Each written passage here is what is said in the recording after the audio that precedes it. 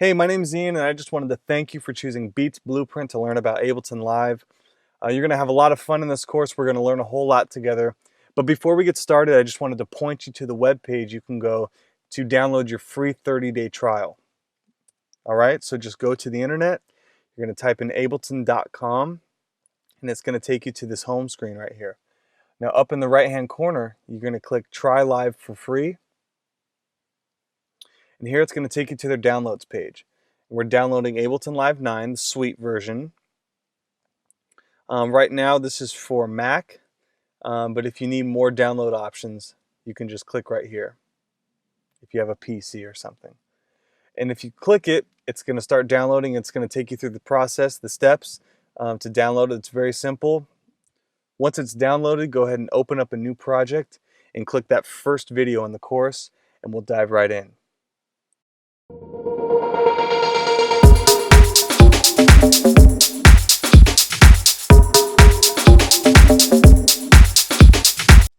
Hey everyone, welcome to the first official video. We're here looking at Ableton Live right now. Now when you open up a brand new project, your window might look something like this. MIDI and audio tracks. You might have a couple more. We'll talk about those, how to create those, and what we're going to be using. We're going to talk about some of these controls, some of the buttons up here. What do they mean? How can we use them to our advantage? We'll talk about the instruments, how to pull in loops, how to pull in different instruments so we can start recording and playing. We'll talk about the views. There's a couple different ways we can look at Ableton, and a couple different ways to record actually as well. So we'll be talking about all those things. Now, Ableton Live is really cool. It makes it super easy and really versatile, for our purposes at least, to create music, to write music, make beats, and really customize our sounds to the style of music that we want to create. Ableton Live is really popular as well in a live setting. A lot of DJs use it. Live bands will use it. They'll stack a bunch of tracks in here. Let's say you're a band and you have percussions, or you don't have a percussion player but you need percussion. You can run percussion samples through here, or maybe a horn section on the chorus of a song. You can have a track in here for that, so you don't have to have the live instruments for it. So it's really versatile, but we're mainly going to be talking about it, recording into it, making music, making beats, and ultimately having fun, having a good time, and really get your feet wet writing some great music. So I hope you enjoy the videos. We're going to dive right in the next one, and I look forward to it. So we'll see you guys next time. Thanks.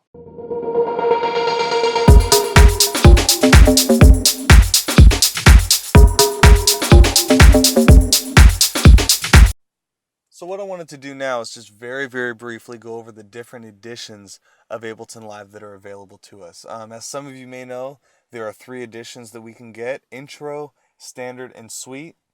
Obviously, Intro being the cheapest, Standard being a little bit more expensive, and Suite being the most expensive. But with the Suite, you get every feature available. With the Intro version, you get limited amount of features, and with the Standard, it's somewhere in between. But let's go ahead and have a look at this. If we go to Ableton's website, we could see they have a great page here where you can compare the different editions and see which is the right purchase for you. With the Intro version, you're only allowed 16 total audio and MIDI tracks, which may not seem like a lot when you're first starting out, but when you start getting familiar with the program, you're going to want to add instruments and layer tracks, and unlimited is just the way to go, in my opinion, on that front. But I mean, as far as you get what you pay for, I mean, it's pretty standard. The Suite just has a lot of really cool instruments and packs that the others don't come with. But anyway, just go ahead and come to this page, have a look for yourself. You can kind of make an assessment on your own what you need. And this is something interesting. As far as the audio effects go, you get a lot with the Intro version that come in all the versions here. You get your compressions and delays and limiters and all sorts of things that you need to make your mixes sound good. Um, but some really cool creative things like amp emulation. I mean, that's very cool. It only is offered with the suite. So anyway, go ahead and take a look at this, and as I scroll very quickly, and so you can make a comparison and make a judgment for yourself which program will be best for you. All right.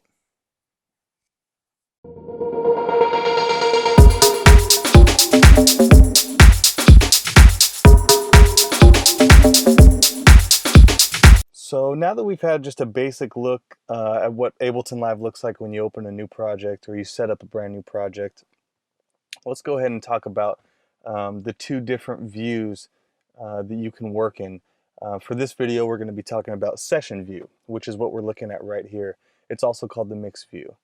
There's also the arrangement view, which we're going to talk about in the next video. So here in our session view, you can see we have tracks here, which I'll explain in a second. If you're familiar with mixers or audio at all, you'll recognize these. They're faders, volume faders, and these are the audio channels. If we had anything on these MIDI tracks, we'd have volume faders there as well. So the MIDI track, basically this is where you're going to put your software instruments. So you can add a double click, add a MIDI clip, and if we were playing something in here, it would show up in this clip right here, and if we press play, we could play it. Audio is where you're going to put your audio files, live drums or vocals, your audio loops or audio samples will go in there. If we come down here, if you select the yellow highlighted number, and it just goes basically by track 1, track 2, 3, and 4, that's the mute button. So if it's unchecked and it's grayed out, it means your track is muted, it won't play. It needs to be highlighted for you to hear what's playing in here. Right here we have a solo button, which basically when you press it and you press play, only this track is going to play. If we had something in it, you'd be able to see it. Also, you can see right here, as I speak, the audio channel is picking up my voice because I'm going into the computer. And down here we have a record button. If you press that record button, it enables this track to record. Alright, so that's a basic look. I mean, it's really easy to use. It's easy to just get quick ideas down. Like you see here, you could drop files and devices in here. You can grab an instrument and drop it in there. It'll automatically create the track for you. Then you can just, for instance, if it's a software instrument, you drop it in here. It creates a MIDI track, and then you just create a clip. And we'll talk about how to do that later. It's very, very simple. Alright, so and over here, reverb, delay, we're not really going to get too far into that. In fact, we can get rid of those for the time being. But over here we have what's called a master track. Now this takes all the signal, all the tracks over here, it routes them to 2 channels right here. And so everything that plays over here is going to come out here. Obviously we see our volume here, panning left and right, and that's basically it. So hopefully you have a little bit more of an understanding of the session view or the mix view. Next up, we will talk about the arrangement view.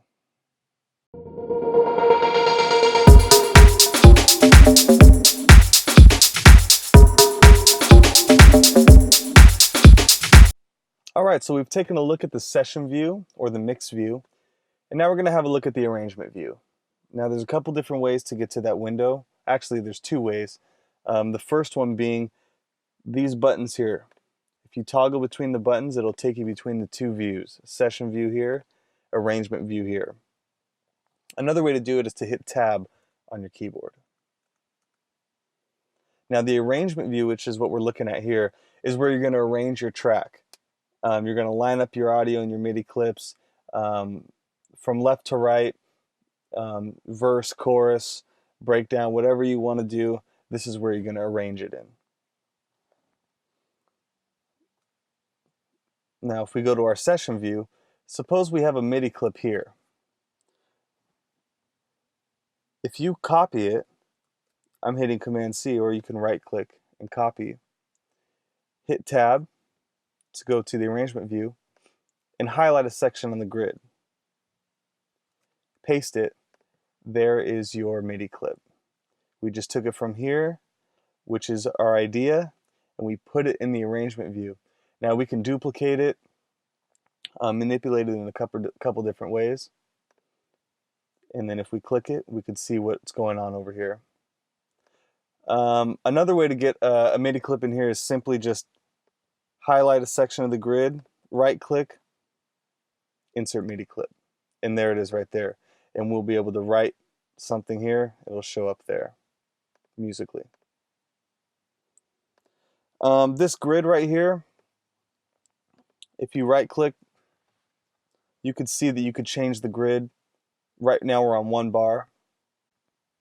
We can go to 2 bars, 4 bars, and you can see how it changes. So let's go ahead and put it on 1 bar. And basically, if you don't know what a bar is, for our purposes, we're in 4/4 time. I'll put the click on. 1 bar is going to be 4 beats per bar. So if we listen, 1, 2, 3, 4, 1, 2, 3, 4, 1, 2, 3, 4. 4 beats per bar in the grid. If we were to change that to 2 bars per, we're going to have 8 beats in the grid, or 2 bars of 4. 1, 2, 3, 4, 1, 2, 3, 4, and so on and so forth.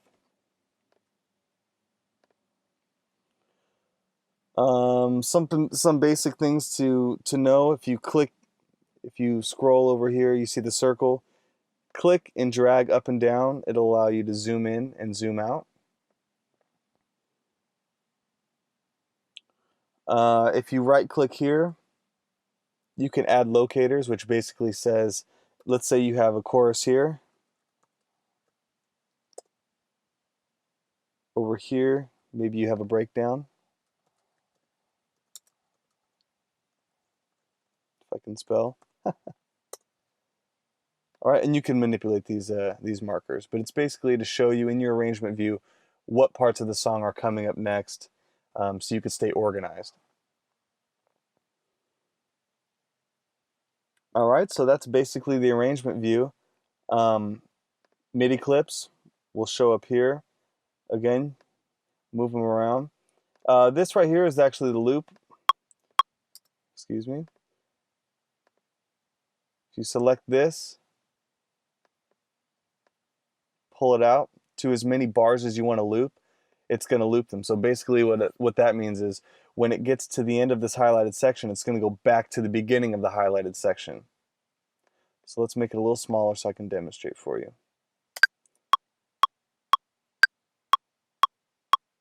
And it goes back. All right, and that's basically arrangement view. I don't think I've left anything out. And we'll be seeing a lot more of this once we start getting into more creative things. All right, see you on the next video.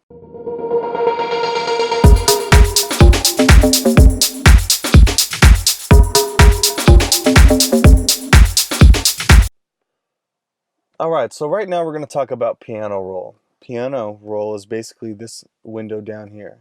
As you can tell, it looks like a piano. I'm sure everybody's seen a piano before, with the black and the white keys. And basically what we're looking at here is when we insert a MIDI clip, you basically double click, your piano roll will pop up down here. This is where you're going to put your notes and melodies and beats, and whatever you do, it's going to be down in here. All right.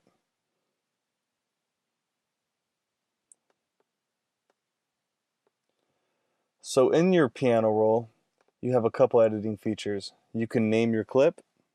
Let's call this piano. Press enter, and you can see that it changed the MIDI clip name to piano.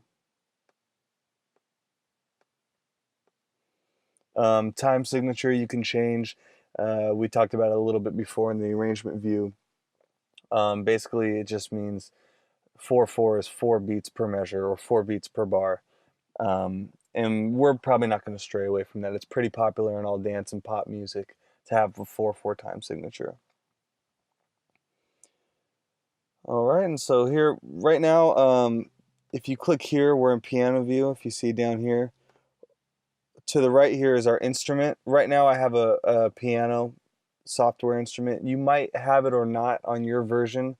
It's okay if you don't. I'm just using it for this demonstration to show you. So here's the instrument. Here's the piano roll. Now if we press this pencil here, we can punch notes in there. Press delete to delete them or click them again. So if we put these in, hit play,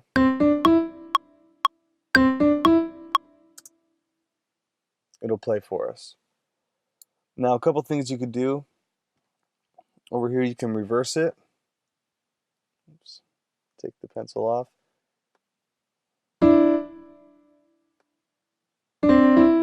Highlight it. Down here, reverse it. Basically reverses the order of notes.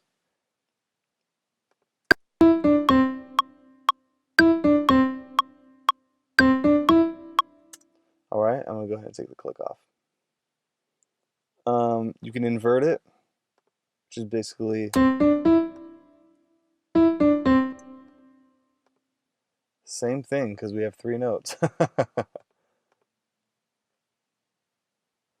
Legato basically makes the notes touch each other. As you can see, the ends of the notes. Right now they're not touching. Press legato, it'll make them touch. Gives it a longer sustain on each note. Let's go ahead and take this guy down to short.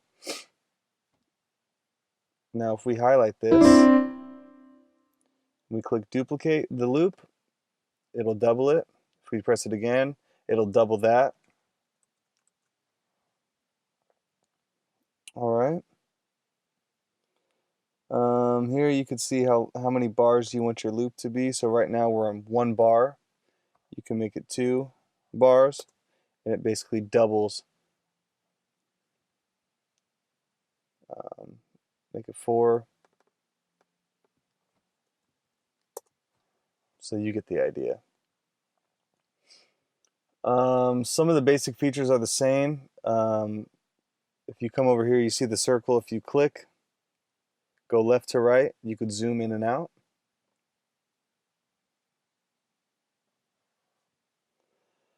Also, this little button right here is the headphones. So when that's highlighted blue, you can preview the notes. If you don't want to play them yet, you just want to preview what it's going to sound like. Make sure that's highlighted. If you click it and it's grayed out, you can't hear anything. All right.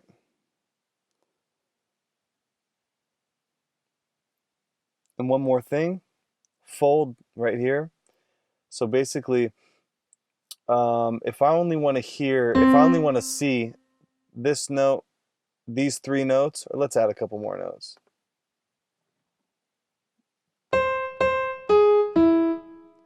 I only want to see those, I can click fold, and it's going to fold all those keys into one section. So you don't have to look at all these other keys.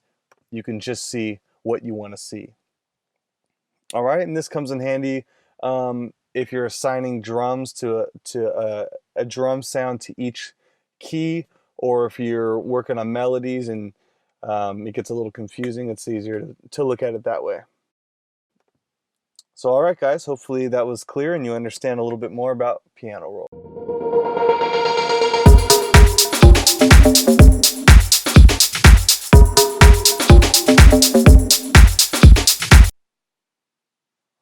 Okay, so we've talked about the session view and the arrangement view, and we talked a little bit about piano roll. Now I want to take you through the clip view. So basically the clip view is going to be where you can see your audio file. You're going to be able to manipulate it in a variety of ways, change the tempo, change the pitch, change the volume, and here's how we do it. We have our audio track here, so we're going to click this arrow, brings up our sounds and different devices we have. I'm just gonna put in a kick drum sample to our audio track. As we can see, it populates down here in the clip view.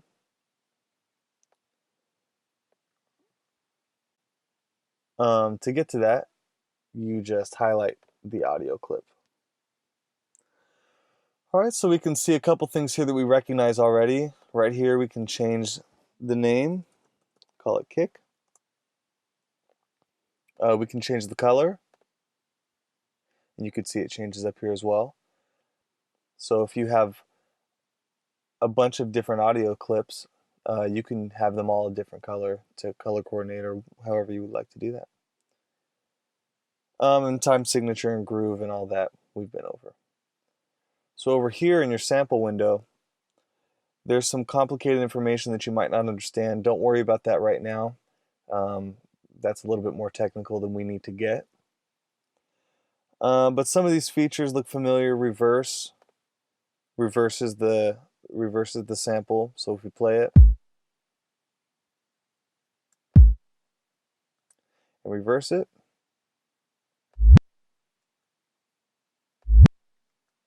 pretty cool. Put that back. High quality basically just plays it at a higher quality, higher CPU. Takes up more juice from your computer. So if you're running a slower computer, you might want to uncheck that. Fade, that creates fades at the top and tail. There's the top, there's the tail end of your audio file. Sometimes when you import these audio clips, you'll have these clicks at the front and the back, because the wave, this is called the wave shape, the waveform. The waveform might not end smoothly in the middle. It might cut off somewhere here or here. It'll create a click. Fade creates a fade on those and makes them sound nice and smooth for you. And obviously our zoom function is the same. When you see the circle there, click it, drag up and down. You could zoom in and out. Right here we have a transpose. So basically this is going to pitch it up or down depending on which way you go. So if we play our kick and we want to pitch it down, -15, you can hear the difference. And the same goes for up. You can actually go up pretty high. Let's see how high we can get this kick drum to go. I mean, you'll never use that, probably, but you have the capability of doing so, so it makes for some very fun and creative ideas. Detune is basically a more detailed and granular version of the transpose. So if we pitch this down, eventually we're going to start seeing the transpose wheel shift, and we just saw it go to -1. But you can see how detailed this detune is, whereas transpose is more broader steps. Right here we have our volume. When you go up, you could see the waveform get bigger. Volume down, you can see it get smaller. It's just a visual representation of the volume of the wave of the audio clip.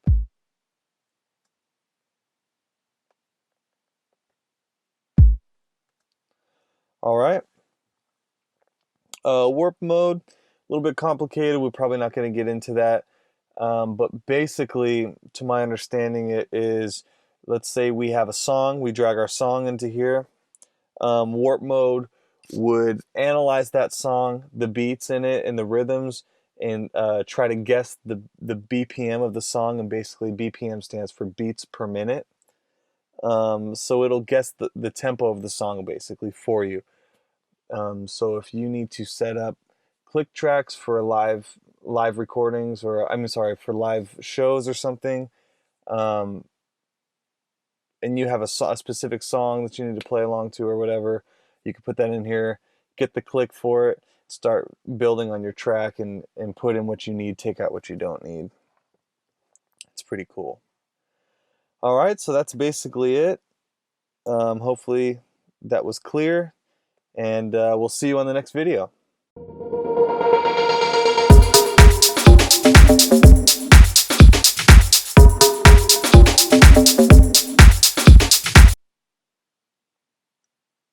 All right, so now we're going to talk about some of the global controls here in Ableton Live. The global controls can be seen up here,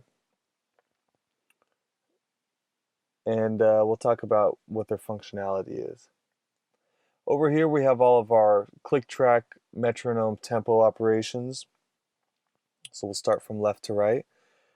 Tap, this allows you to tap in the tempo that you would like. So if, for instance, I'm listening to a song, I would like to know what the tempo is.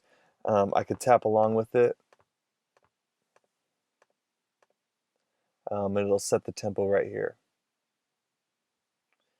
And it'll change with it as I start tapping. You can see the bar going faster. Here is our BPM, or beats per minute. It's the speed, the tempo of the song. You can either drag up and down to change it, or if you simply click it and start typing, you can type in your tempo. These two are mainly for live acts. We don't really need to worry about that. 4/4, this is our time signature. Again, usually pop music, and what we're going to be doing, we'll be using 4/4, but basically it's going to be the beats per measure. So right now we have 4 beats per measure, 4 quarter notes per measure. But yeah, we'll leave that right there.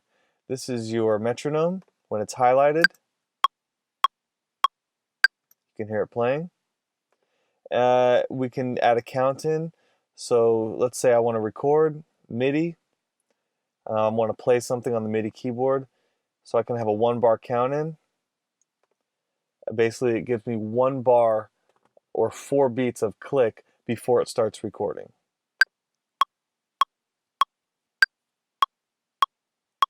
And then it starts. Right here is our quantization. Basically, we can quantize or snap information to the grid. So if we played something and it was a little loose, we could snap it to the grid to tighten it up. Over here we have our standard play, stop, record buttons. This button right here, this plus button, allows you to overdub MIDI. So let's say you played a piano part here and you wanted to add something to that piano part, but you didn't want to create a new track. You could overdub it. So when you record, it's going to lay the new piano part over the existing piano part, and you're not going to lose any information. All right, we're not worried about those. Right here we have our loop. When that's highlighted, we can loop sections as long as we'd like.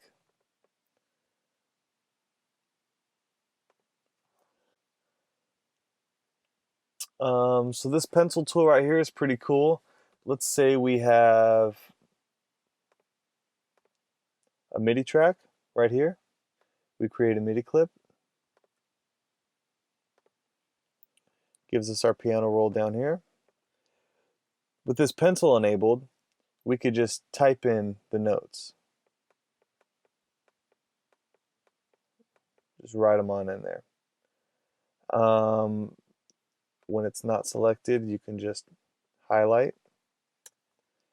You could double click to add a note and just drag them, extend them. So it's up to you what you want to use. Also, to toggle between the pencil mode and not is to press B on your computer keyboard. So this keyboard icon here is a very cool thing. What this allows you to do is when it's highlighted, it allows you to use your computer keyboard as a MIDI keyboard. So let's say I had a piano sound inserted here, a software instrument, and I wanted to play it without inserting the notes like this. I wanted to hit the click track and go and start recording something. I could use my keyboard as the MIDI keyboard. And right here is our CPU usage. It basically just shows you the percentage of the computer power you're using. If that gets up too high, you're probably going to start lagging and glitching. You might even crash. So it's a good thing to keep an eye on that and monitor that. All right. And that about concludes our lesson on global controls. We'll see you on the next video. Thanks for tuning in.